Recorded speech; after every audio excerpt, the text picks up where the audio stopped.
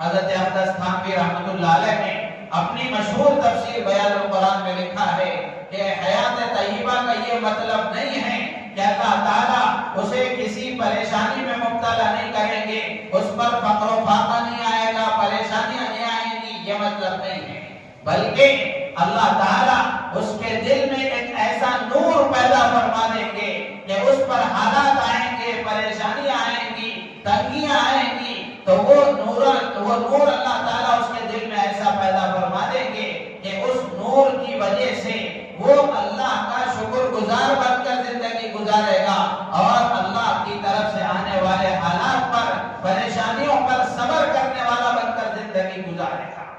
یعنی خلاصے کے طور پر بات کہی جائے تو حیات طیبہ کا مطلب یہ ہے کہ اللہ تعالیٰ اسے چین و سکون والی، عافیت والی زندگی عطا فرمائیں گے۔ اس پر اگر پریشانیاں اس کے مقدر میں ہوں، تنگیاں اس کے مقدر میں ہوں، اللہ نے تقدیر میں لکھ رکھا ہے تو اس پر وہ پریشانیاں آئیں، اللہ تعالیٰ اس کو اتنا